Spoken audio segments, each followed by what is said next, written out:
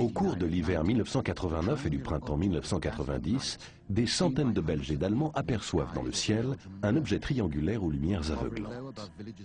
Cet ovni, qui stationne à basse altitude au-dessus des habitations, est signalé par des civils, des patrouilles de police et du personnel militaire.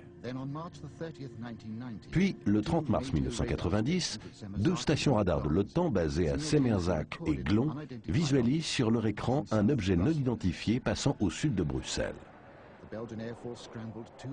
Deux avions F-16 de la force aérienne belge sont immédiatement envoyés pour l'intercepter. Leur radar accroche un ovni en forme de diamant qui se met à chuter brutalement de 1300 mètres en une seconde. Puis, arrivé à moins de 200 mètres du sol, l'ovni s'évanouit tout à coup des écrans radars. La force aérienne belge n'a trouvé aucune explication. Un scientifique a même estimé que les pilotes ont poursuivi un phénomène atmosphérique rare. Pourtant, la poursuite a duré 75 minutes et l'objet a été observé sur 5 écrans radars au moins. Et puis, il reste le témoignage de centaines de témoins oculaires.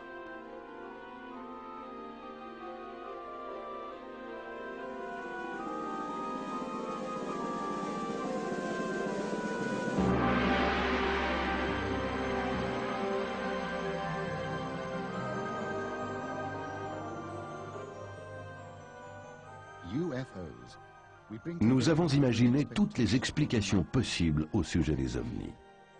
Depuis les débuts de l'histoire, les observations d'ovnis se sont inscrites dans un spectre allant du sublime au manifestement absurde. Si l'on doit en croire les rapports, nous sommes l'objet d'une certaine curiosité et chaque année, plusieurs centaines de personnes prétendent avoir fait des observations ovnis.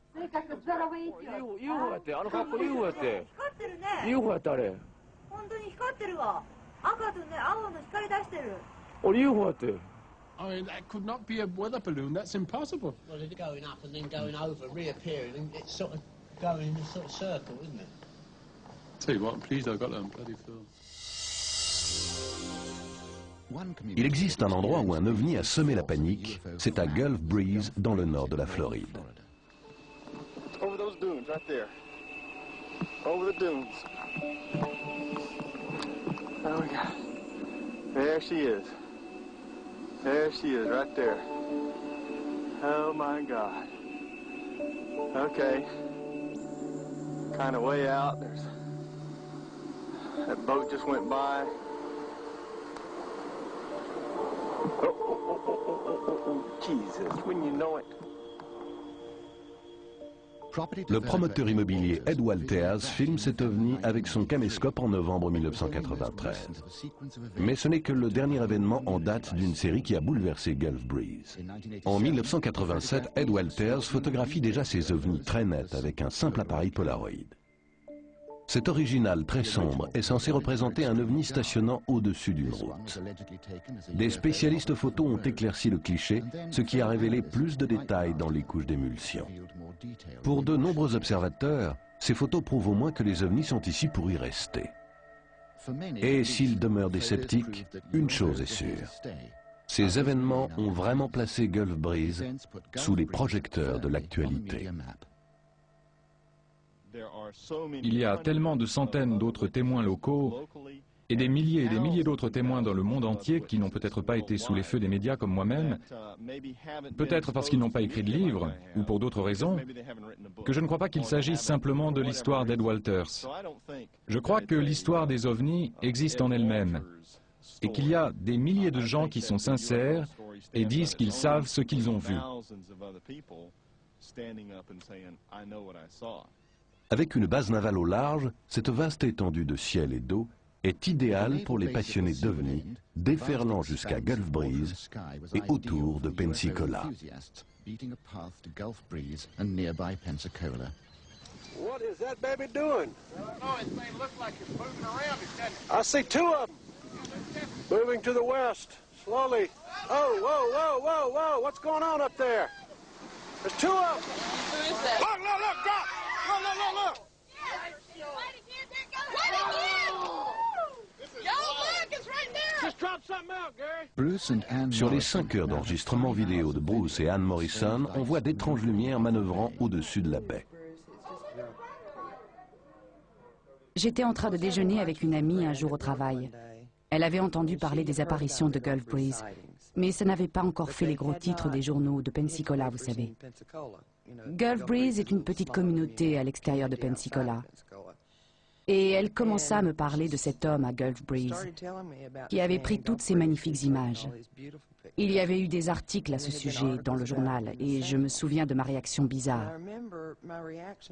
Soudain, j'ai regardé mes bras et j'avais comme des frissons sur tout le corps. C'était une immense sensation d'émerveillement et de stupéfaction.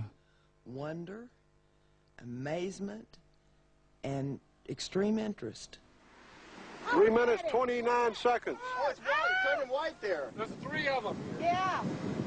Let's go white.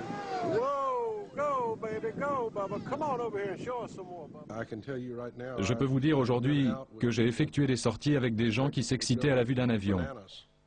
Il y avait un type qui se joignait parfois à notre groupe et pour qui tout avion qui passait était un ovni. Et il devenait dingue et furieux si vous le regardiez, si vous lui disiez que c'était un avion. Je veux dire qu'il pouvait s'agir d'un 727 à 5000 pieds au-dessus de votre tête. Et ça prétend à atterrir sur l'aéroport de Pensacola. Mais ce type l'aurait vu et aurait dit que c'était un ovni. Et c'est son droit. Mais moi, je sais ce que j'ai vu. Et c'est sur ma pellicule. Et si vous voulez le croire, c'est bien. Et si vous ne voulez pas y croire, c'est bien aussi. And if you want to believe it, fine. If you don't want to believe it, that's fine also. Oh! Whoa, whoa, whoa! Oh, it's kind of green. Got a green halo around it, doesn't it? Did y'all see green around it? Yeah. All right. Les clichés d'Ed Walters semblant trop beaux pour être vrais, celui-ci devient tout naturellement la cible des démystificateurs. Well, it's really kind of shocking. Eh bien, c'est vraiment révoltant. Je suis un type normal qui construit des maisons. Je suis un ouvrier, et voir quelque chose d'aussi extraordinaire, le raconter et se faire démolir, c'est vraiment scandaleux. On ne s'attend pas à ce genre de réaction. On s'attend à ce que les gens vous disent « c'est extraordinaire » plutôt que « t'es cinglé ». Over the dunes. Oh my God. There she is. There she is, right there. Oh my God. I would like for somebody. J'aimerais que quelqu'un du complexe militaro-industriel appartenant aux gouvernements mondiaux, j'aimerais que quelqu'un se déplace et dise « ne vous inquiétez pas de ce que c'est, voilà la réponse, dormez tranquille ». Mais personne ne fait ça. Ils ne savent rien, j'imagine. Je pense qu'ils cherchent tout comme nous. Je crois que lorsqu'il y a une panique due aux ovnis, alors les militaires et les gouvernements du monde s'y intéressent en coulisses.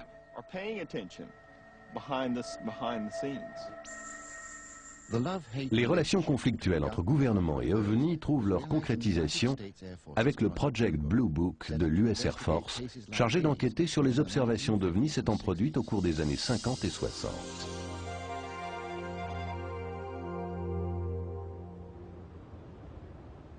Le laboratoire de propulsion par réaction affirme qu'il s'agit d'un avion léger, mais Lee Hansen, photographe, certifie que ce n'est pas le cas.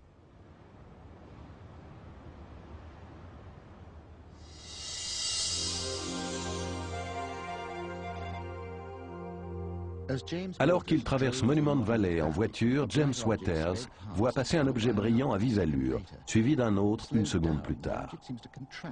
Il ralentit. Les objets semblent alors se contracter et se dilater. Explication officielle, il s'agit d'une météorite. Mais 2 météorites peuvent-elles se suivre?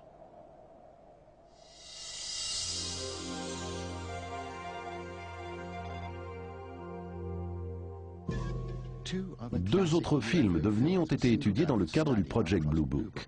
L'un pris près des grandes chutes du Montana et l'autre dans le ciel de l'Utah.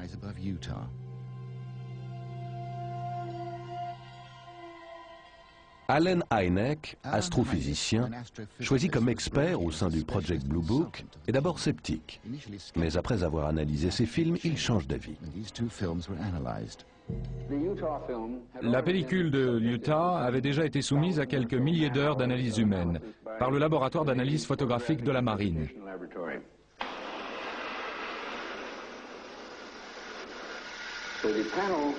Les membres bondirent de leurs chaises et grimpèrent au mur et demandèrent en effet de revoir plusieurs fois la pellicule. Or, la marine, sur la base de leur analyse détaillée des pellicules de Utah, avait conclu que les objets vus sur les pellicules ne pouvaient pas être des ballons atmosphériques, des avions ou autres, et qu'il s'agissait en effet d'objets non identifiés et autolumineux. En dépit de cette conclusion, l'équipe réfuta tout cela et conclut que les objets étaient réels, bien que non identifiables, et que donc, il devait s'agir d'oiseaux.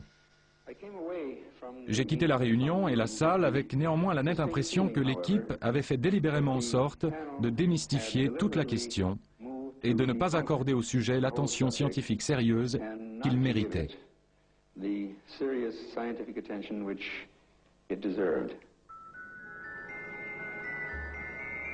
Dans le ciel d'Angleterre, un ovni surgit de nulle part et vole aux côtés du Concorde. Il semble contrôlé par une intelligence, mais les caméras peuvent se tromper. Les vols étaient filmés par un système de caméras périscope spécialement conçu, le système Astravision, qui emploie une combinaison complexe de lentilles et de prismes. Nous avons demandé à Alan Tanner, membre de l'équipe qui étudia le film de la British Airways, de regarder les choses de plus près. Eh bien, c'est probablement la prise de vue d'OVNI à laquelle tout le monde fait référence lorsqu'on parle des ovnis et du Concorde. Et là encore, vous verrez que ça ressemble beaucoup à d'autres prises de vue que nous avons, avec de petites marques marrantes dessus, que les gens prennent pour des ovnis ou je ne sais quoi. Regardez attentivement et vous verrez qu'il y a cette petite tache de lumière qui vient là et qu'on pourrait facilement prendre pour un ovni. Mais en fait, il est très possible que le Soleil, qui était voilé sur la gauche, ait été saisi par l'élément frontal du système de périscope Astravision, engendrant un reflet interne. Et je pense que ça signifie que la caméra se déplace. Cette petite tache bouge également, et je ne crois pas que ce soit un ovni.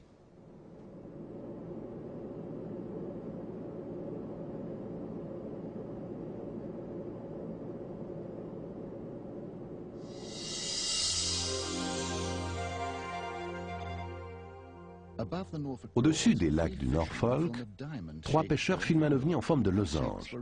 On tente de savoir s'il s'agit d'avions ou de ballons atmosphériques. En fait, le ciel est totalement dégagé. 3 mois plus tôt, au bord de la mer Noire, un touriste enregistre ces images avec son caméscope. Cela semble très étonnant jusqu'à notre rencontre avec Simon Nash de chez Panasonic. Voici un moteur Iris de base.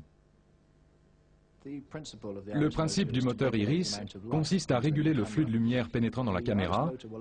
Le moteur Iris s'ouvrira lors de scènes très sombres ou peu éclairées, et il se fermera lors de scènes vivement illuminées ou de grande intensité lumineuse. Nous n'avons réellement aucune idée de ce qu'est cet objet dans le ciel. Ce pourrait être un reflet provenant d'un avion ou d'une autre source lumineuse. Mais lorsque la caméra commence à zoomer, on voit clairement ici la forme du véritable élément iris dans la section lentille de la caméra. Il semblerait que ce soit causé par un reflet de lumière pénétrant le devant de la caméra et rebondissant ça et là entre les éléments de lentille.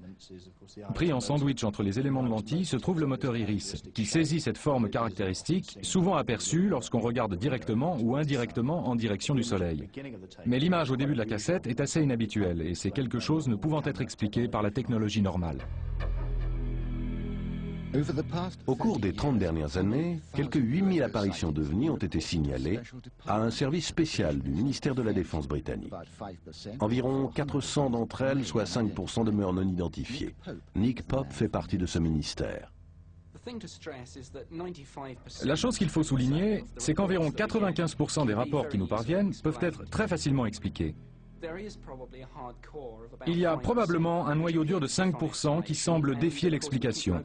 Et il va de soi que nous gardons un esprit ouvert vis-à-vis d'eux. Mais ceci dit, ce n'est pas parce que quelque chose semble inexplicable qu'il ne pourrait pas être explicable le jour suivant. Récemment, il y a eu un dirigeable en opération au-dessus du Royaume-Uni, et il était fortement illuminé de l'intérieur.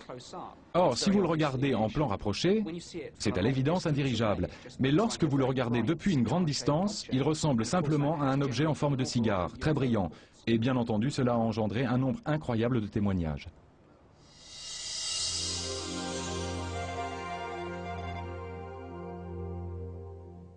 De nombreux rapports continuent de défier la raison.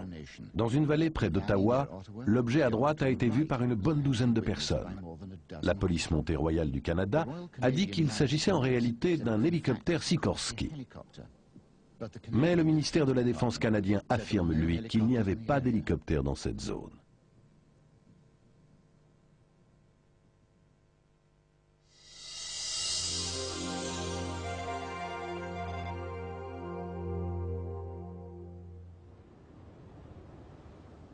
Cet objet bizarre, filmé au-dessus d'un champ de blé anglais, demeure un mystère.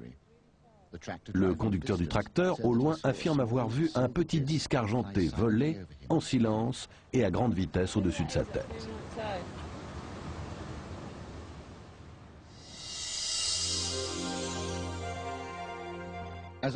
Un caméraman de la télé filmant un sujet sur la météo dans le Wisconsin aperçoit un objet passé à plus de 1600 km/h au-dessus d'un moulin à vent. On a vérifié auprès de la base aérienne locale et du réseau de défense NORAD, il n'y a pas eu d'autres témoins.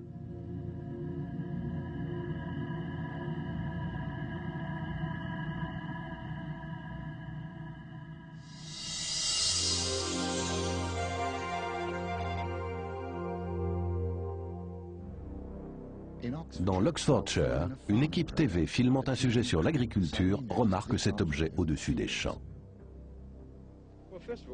Tout d'abord, nous avons vu ce qui nous paraît être une très grande traînée de vapeur, plus fine que les traînées de vapeur ordinaires. Puis, lorsque cette traînée s'évanouit, c'est parti en ligne droite. L'objet était à l'évidence circulaire, et il y avait une couleur jaune-orange qui semblait s'arrêter très lentement, et puis très vite sortir du champ de vision. Ça allait tellement vite qu'on ne pouvait pas suivre. Ça semblait aller à une allure dingue, incroyable. Tout d'abord, ce fut une traînée de vapeur qui sembla apparaître brusquement. La ligne dans le ciel précédant la traînée de vapeur apparut elle aussi, visible comme si c'était passé au-dessus de nos têtes, sans qu'on ait rien remarqué. Alors la traînée de vapeur elle-même formait une sorte de spirale, comme si l'objet qui prenait les devants était en train de tournoyer. Et si l'on regardait cet objet à l'œil nu, il était évident qu'il tournoyait, et qu'il était orange et circulaire.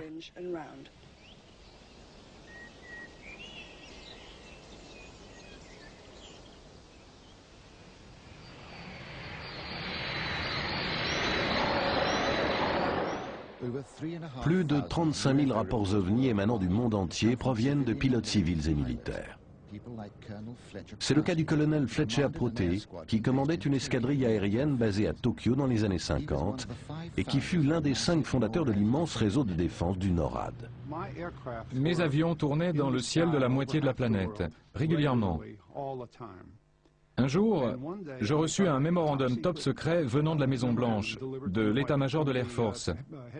Et il m'ordonnait de dire à mes équipages que si jamais ils voyaient un objet non identifié, ils devaient me le signaler. Je devais les faire parler et prendre leur déposition, leur déclaration sous serment, puis les envoyer à un certain bureau du Pentagone.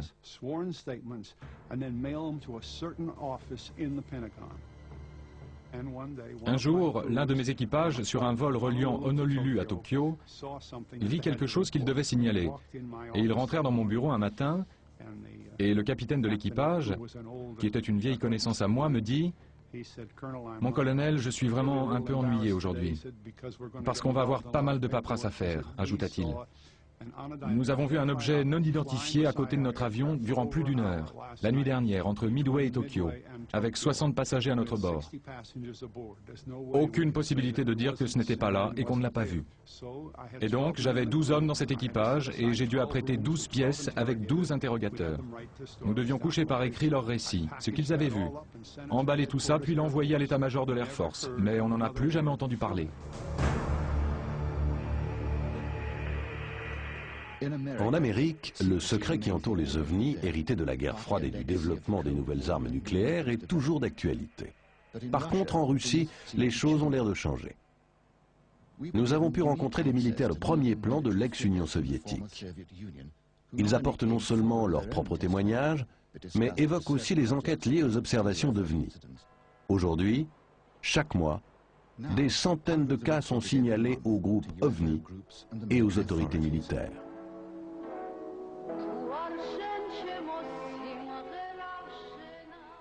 Alors qu'une équipe de tournage russe enregistre un clip vidéo, le public aperçoit soudain cet objet au centre de Tbilissi.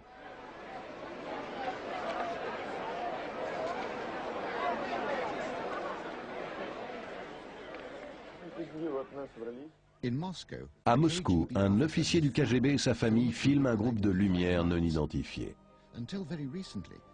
Depuis peu, les gens osent signaler des ovnis et font circuler des images comme celle-ci.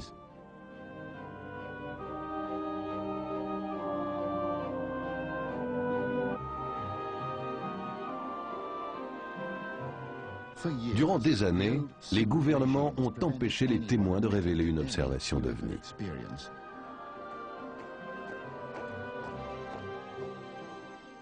Aujourd'hui, pour la première fois, le général de division Boris Sourikov évoque un ovni rencontré au cours de la Seconde Guerre mondiale. L'engin, en s'approchant, charge d'électricité leur bombardier, menaçant de faire exploser le carburant. Pour sauver l'avion, l'équipage largue ses bombes, mais par crainte de représailles, consigne dans son rapport avoir pleinement rempli sa mission. Une forme de ce genre-là. Voici un rayon de feu. Cette partie est rougeâtre. L'avant est lumineux. Et ça volait à très grande allure. Ça illuminait l'espace tout autour. On aurait dit un coucher de soleil en miniature. Au centre se trouvait un objet volant d'une étrange apparence. Ça ne ressemblait pas du tout à une déflagration antiaérienne.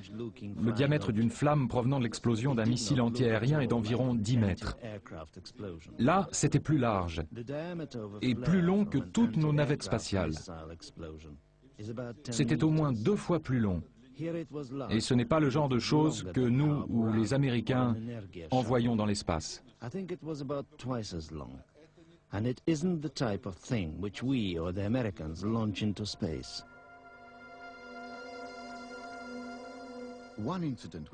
Un incident qui a modifié l'attitude des militaires russes à propos des ovnis s'est produit le 20 septembre 1977 à Petrozavodsk, à la frontière russo-finlandaise. À 4 heures du matin, plus de 170 témoins, dont une vingtaine de policiers et de gardes-frontières, voient un énorme objet brillant projetant des rayons de lumière. Il stationne au-dessus de la ville pendant un quart d'heure avant de se diriger vers la frontière finlandaise et après avoir été observé pendant au moins 4 heures au-dessus de la région. Le colonel Boris Sokolov dirigeait l'équipe d'enquêteurs du ministère de la Défense. Plus tard, ayant lu le rapport, je découvris qu'un important groupe de militaires avait assisté à l'événement à plusieurs centaines de kilomètres de Petrozavodsk, dans l'une des zones frontalières. Mais lorsqu'ils tentèrent de faire un rapport en employant les moyens habituels de communication militaire, téléphone, liaison radio, ondes courtes, plus rien ne fonctionnait. À la suite de cet événement qui s'était produit durant plusieurs heures dans le ciel de Petrozavodsk et un peu plus brièvement au-dessus de la zone frontalière, toutes les communications se remirent brusquement à fonctionner. All communications were suddenly restored. Cet événement a tellement intéressé les militaires que pour la première fois, ils mirent sur pied avec des scientifiques un projet de recherche financé par l'État. L'Académie des sciences russes et le ministère de la Défense à Moscou disposaient de millions de soldats à titre d'observateurs. Il y a eu un grand nombre d'expériences qui ne seront jamais répétées. Cela a duré 10 ans et toute l'Union soviétique était impliquée, 1/6 du globe. Et le nombre d'observateurs potentiels dépassait les 10 millions. Was over 10 million.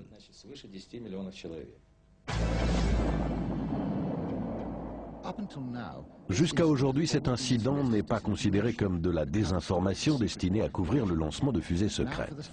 Aujourd'hui, pour la première fois, le colonel Sokolov certifie que ces faits réels ont déclenché l'un des projets de recherche OVNI les plus vastes au monde.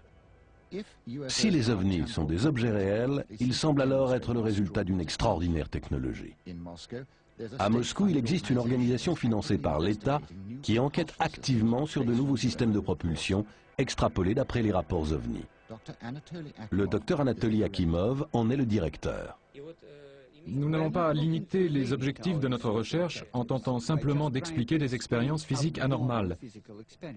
Ce que nous essayons de faire, c'est d'aller au-delà des frontières habituelles d'une enquête. Si nous croyons, et nous avons des raisons de le croire, que les ovnis existent comme un phénomène réel, alors naturellement la question se pose de savoir si la science contemporaine est capable d'y comprendre quoi que ce soit.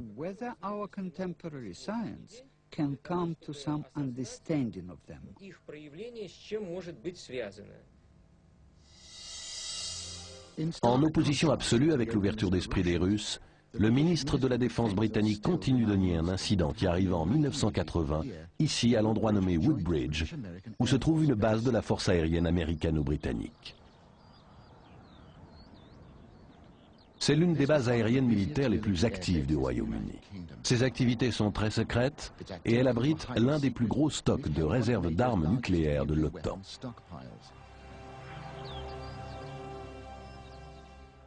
Le 28 décembre à l'aube, deux équipes d'officiers de sécurité de la base partent enquêter sur d'étranges lumières aperçues dans la forêt. Dans une équipe, le commandant adjoint de la base, le lieutenant-colonel Halt. Dans l'autre, Larry Warren, âgé de 19 ans à l'époque. J'étais dans la forêt de Rendlesham les 28 et 29 décembre 1980. Là où, juste derrière moi, se trouvait le colonel Halt et un groupe d'officiers et de sous-officiers qui ont vu les événements enregistrés cette nuit-là, à peu près à 2 km dans cette direction. Ce que j'ai vu s'est produit juste là, alors que je me dirigeais vers ce champ. Je n'avais aucune idée de ce qui allait m'arriver. Personne d'autre avec moi ne pouvait s'en douter à ce moment-là. Tout ce que je savais, c'était que ce champ devant moi était éclairé par une lumière très vive et étrange. J'avais remarqué que ce chêne géant ici était lui aussi très éclairé. Ça a été mon premier indice que quelque chose ne tournait pas rond.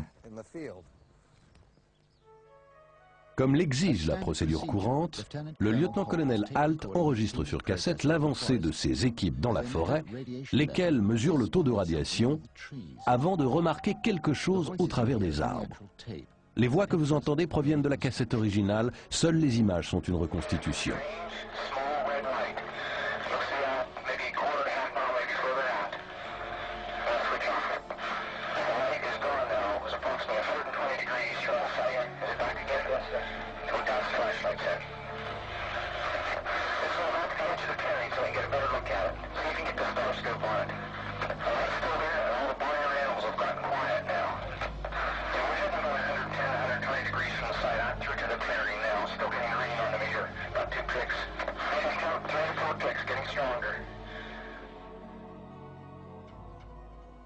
Tandis que Halt et son équipe se dirigent vers la lumière, Larry Warren et les autres voient devant eux un étrange cercle de brume dans le champ.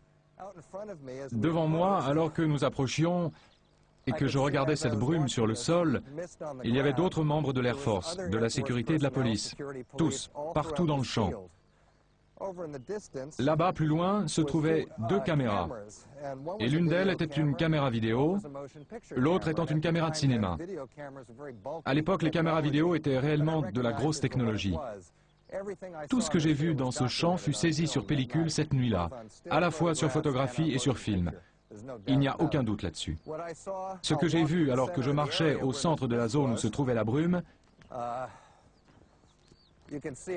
on peut le voir clairement. C'est ici que tout s'est passé.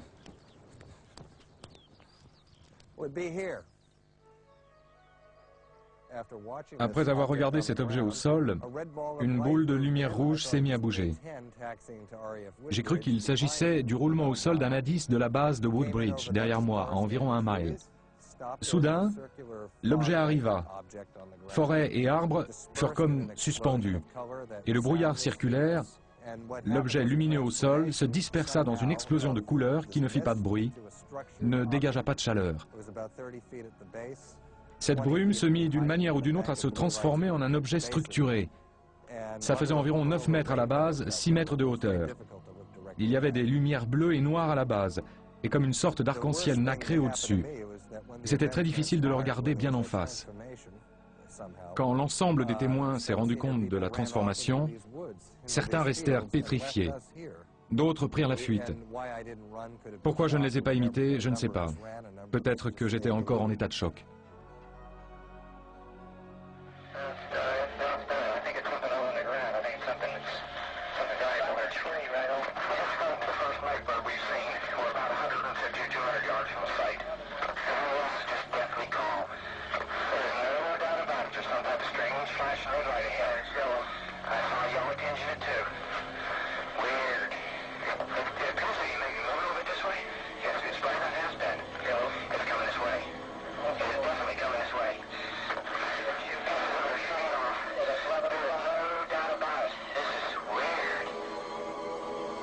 Mais les militaires ne sont pas les seuls témoins de l'événement. Depuis sa maison située près de la piste d'atterrissage, Jerry Harris observe les étranges lumières autour de la forêt.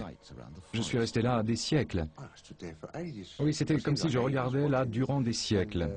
Et puis ça descendait en dessous des arbres, ça allait vraiment dessous les arbres, et ça revenait encore et encore, ça zigzaguait ça et là. Et je me disais que si c'était des avions qui allaient s'écraser dans la forêt, c'était parce que la piste d'atterrissage était là-bas et qu'eux se trouvaient ici.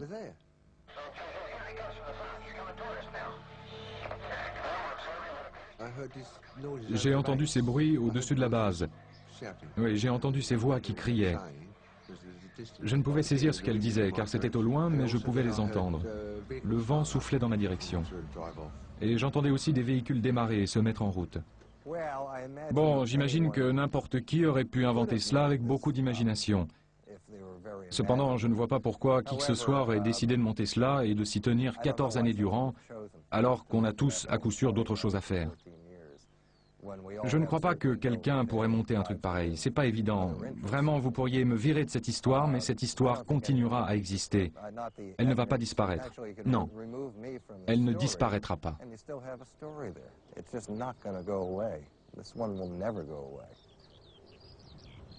Strictes consignes de sécurité, démentis et explications se sont succédés juste après l'observation. On évoque le phare d'Oxford Ness à 10 km de là, des météorites, des voitures de police, des étoiles brillantes. Les supposés films et photos n'ont jamais été diffusés. Mais il reste cependant un sérieux élément de preuve. Le rapport du lieutenant-colonel Halt considéré comme authentique par le ministère de la Défense britannique.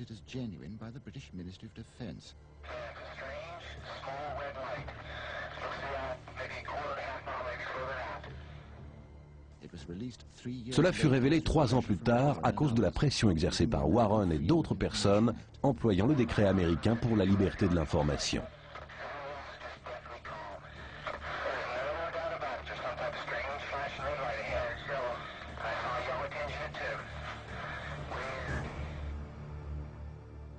Je n'étais pas là au moment des apparitions de Woodbridge, et je ne peux donc être certain de ce qui s'est passé. Il se pourrait bien qu'aucune explication ne puisse être fournie pour ce qui arriva cette nuit-là. Mais, faute de preuve d'une quelconque menace, quelque chose peut demeurer inexpliqué sans impliquer une recherche officielle plus poussée.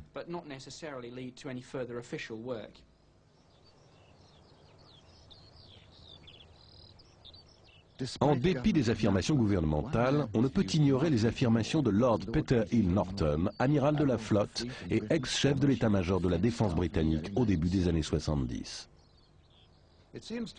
À mon avis, quelque chose de vraiment matériel s'est produit. Je ne doute pas que quelque chose ait atterri sur cette base américaine de l'Air Force.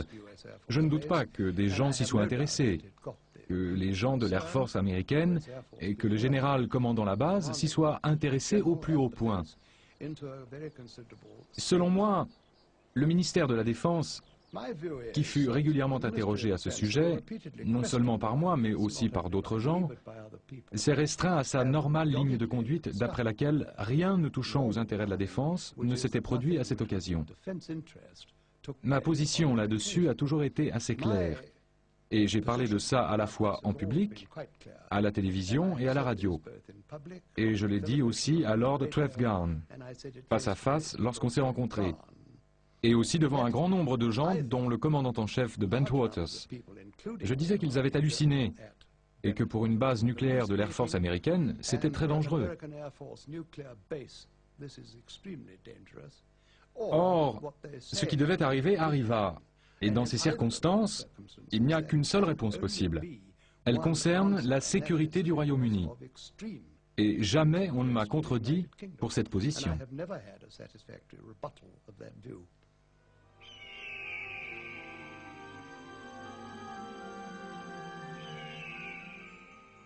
La plupart des observations d'OVNI sont faites par des gens comme vous et moi, et certains sont parfois traumatisés par cet événement. Mais ce qui est plus traumatisant encore, c'est quand ceux qui ont vécu ce genre de choses sortant de l'ordinaire sont ridiculisés ou même menacés.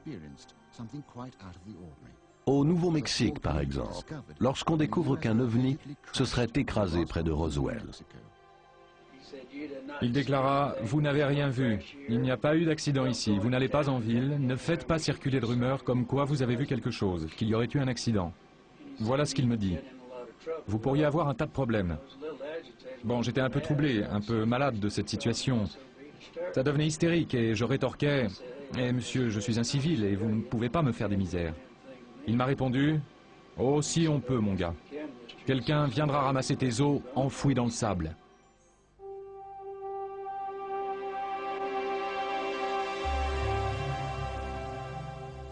L'affaire du crash de la soucoupe volante et de ses occupants extraterrestres est devenue une classique et solide histoire d'OVNI. Le 8 juillet 1947, près de Roswell au Nouveau-Mexique, Mac Brazel découvre un extraordinaire amas de débris métalliques largement dispersés sur les terres de son ranch. Quelques jours plus tard, il contacte le shérif local, George Wilcox, qui appelle la base de l'armée de l'air de Roswell. Le major Jesse Marcel est envoyé pour enquêter et recueillir le maximum de débris. L'armée publie un communiqué de presse dans lequel elle affirme avoir retrouvé une soucoupe crachée au sol. Mais un peu plus tard, le même jour, le général de division Ramey dément et affirme que ces débris ne sont que les restes d'un ballon atmosphérique tombé au sol. Pour Fred Whiting, du Fonds pour la recherche OVNI, la conclusion officielle n'a aucun sens. Avec d'autres chercheurs, il a enregistré les témoignages de quelques témoins encore vivants et de membres de leur famille. Jusqu'ici, les histoires de soucoupes crachées étaient des histoires qui se répétaient de bouche à oreille. J'ai un frère qui a un cousin, qui a un oncle dont le coiffeur dit qu'il connaît quelqu'un ayant entendu quelque chose. Voilà la manière dont la plupart de ces récits ont circulé. C'est très frustrant car ce n'est pas une piste qu'on peut suivre. On ne peut vérifier les faits. Et selon toute vraisemblance, l'histoire est fantomatique car elle a été racontée par tellement de personnes qu'elle est très déformée. Roswell, c'est différent. Roswell présente une galerie de personnages qui sont connus. La plupart d'entre eux étaient toujours vivants, même 46 ans après. Une chose dont je suis certain, étant familier de toutes ces activités, c'est que ce n'était ni un ballon-sonde, ni un avion, pas plus qu'un missile. C'était autre chose dont nous ne savons rien. Il y avait juste des fragments répandus dans toute la zone. Une zone d'environ 6 km de long et large de plusieurs centaines de mètres. Un soir, on regardait la télé et il y avait une sorte d'émission sur l'espace. Ma grand-mère m'a regardée et m'a dit « Barbara, est-ce que tu crois qu'il y a une vie extraterrestre ?» J'ai répondu « Tu sais bien que j'y crois. » Et alors elle a dit « Il y a quelque chose que j'aimerais vraiment te dire, mais je veux que tu n'en parles jamais à personne, car moi je ne l'ai jamais dit à qui que ce soit. » À cette époque, elle était pile en train d'écrire un article où elle parlait de soucoupe volante. C'est la seule chose qu'elle ait jamais couchée sur le papier. Et je lui demandais « Bien, qu'est-ce que tu veux me dire ?» Je pensais que ça allait être totalement différent de ce qu'elle m'a dit en effet. Elle m'a dit « Au cours des années 40, un vaisseau spatial, une soucoupe volante, comme les gens disaient, s'est écrasé à Roswell. » C'est intéressant. Comment tu sais tout ça, grand-mère? Et elle m'a répondu « Ton grand-père George était shérif à l'époque. Lorsque l'incident est arrivé, la police militaire est venue au palais de justice, à la prison. Ils nous ont dit, à George et à moi, que si jamais on parlait de cette histoire de quelque manière que ce soit, non seulement on se ferait tuer, mais le reste de la famille également. Pourquoi? Qu'est-ce qu'ils savaient au juste? but the family, that they would get the rest of the family. Why? What did he know? D'après les témoins, les militaires découvrent bien plus qu'un vaisseau spatial écrasé au sol. Une autopsie aurait eu lieu dans la base militaire, dont fut témoin une nourrice, proche amie du croque-mort local. Elle déclara que lorsque l'une des mains fut détachée du bras et que lorsque les médecins la retournèrent, elle remarqua qu'au bout de ses petits doigts, qui ressemblaient à des coussinets, il y avait des petits trous semblables à de petites ventouses, à chaque extrémité de doigt. Et elle dit qu'il n'y avait pas de pouce, et qu'il n'y avait que 4 doigts.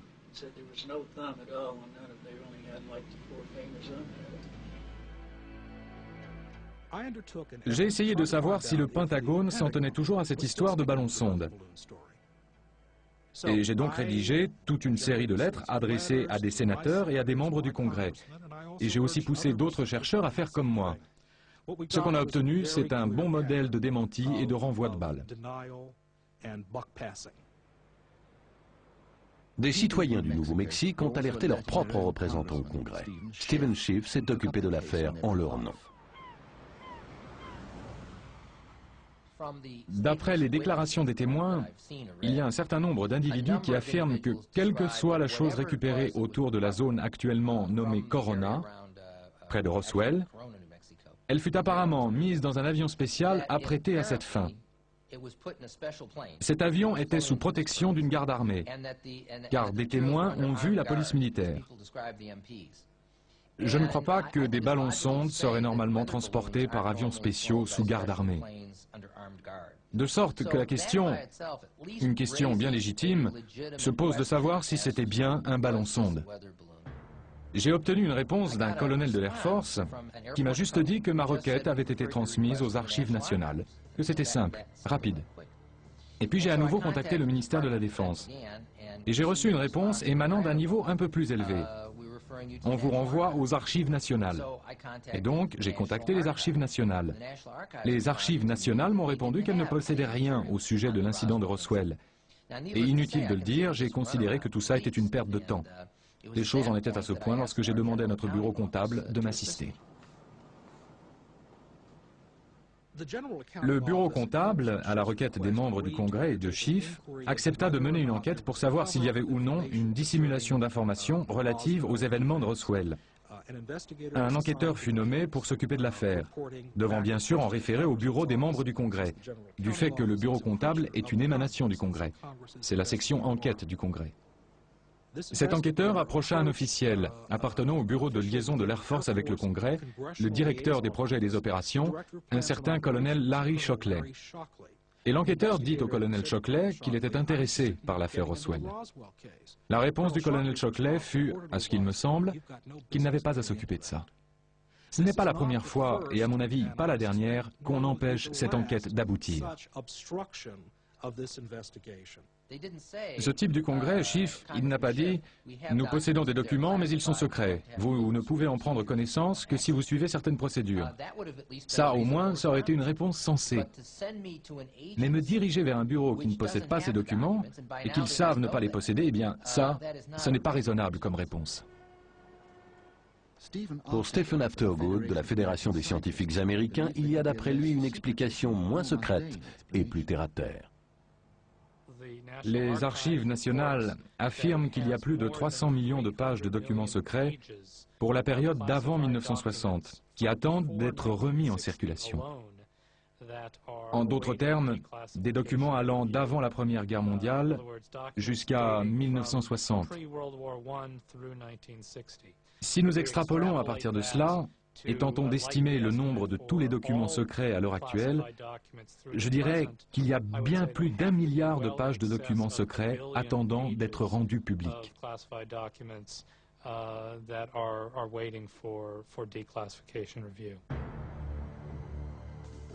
Le système de confidentialité est devenu une affaire de réflexe. On cache un tas d'informations qui ne sont pas vraiment chaudes et ironiquement, on ne protège peut-être pas comme il faut les secrets vraiment sensibles. L'incident de Roswell, tout spécialement, fut une histoire durable, car il y a eu tellement de communiqués différents émanant du gouvernement, et en plus, il y a une telle masse de documents gouvernementaux qui sont restés secrets durant plus de 50 ans après les faits. Je crois que le gouvernement a vraiment une dette dans toute cette histoire, et que les gens ont vraiment le droit de réclamer qu'il s'en acquitte. Quelles que soient les choses que légitimement on pouvait garder secrètes, 50 ans plus tard, ça a dû diminuer en importance, de sorte que l'intérêt du public pour celle-ci ne saurait poser quelque problème que ce soit.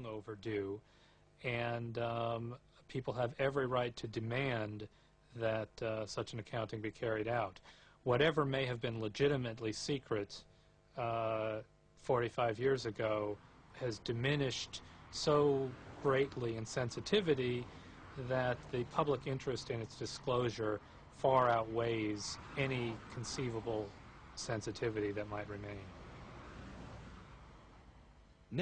Or, ce qu'il faut faire, c'est arriver à mettre dans la tête des membres du Congrès, et c'est déjà dans les têtes de nombreux chercheurs ovnis des États-Unis, comme ailleurs dans le monde, qu'il y a une rétention d'informations pour des raisons que nous ne pouvons que deviner.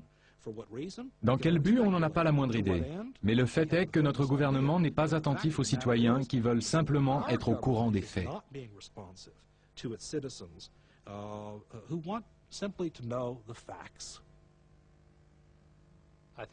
Je pense que certaines personnes franchissent un grand pas. Elles relient une histoire inexpliquée à une explication impliquant des êtres extraterrestres qui, d'une manière ou d'une autre, seraient actifs sur notre planète. Personnellement, je n'ai pas connaissance de preuves permettant de penser cela, mais il y a certainement une grande quantité de documents gouvernementaux sur le phénomène des objets volants non identifiés, quelle que soit leur nature. On the phenomenon of unidentified flying objects of one sort or another. Un an après leur enquête, Stephen Schiff et les autres attendent toujours. Voici la dernière information en date. Tous les dossiers des bases aériennes concernées de 1945 à 1950 ont été entièrement détruits, contrairement aux règles gouvernementales. Et il se pourrait donc qu'on ne connaisse jamais la vérité au sujet de l'incident de Roswell, quel que soit son message et son résultat. Mais un fait est certain, les ovnis ne vont pas disparaître. Des milliers de rapports continuent à être faits année après année. On va essayer de trouver les réponses, cela dépendra de l'ouverture d'esprit des gouvernements.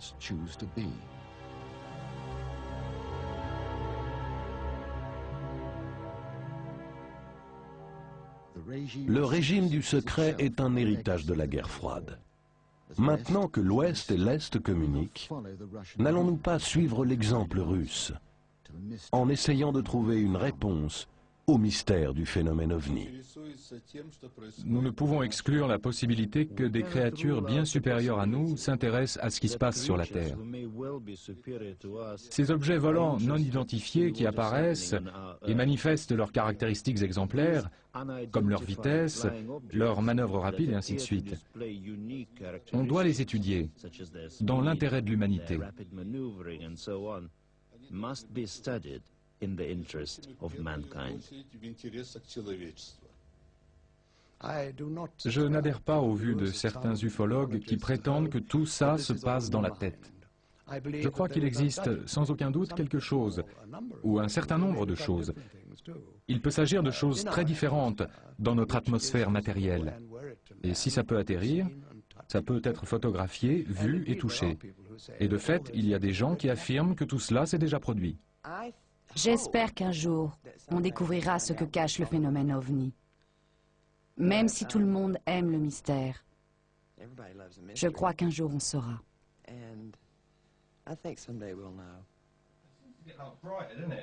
It's changing shapes.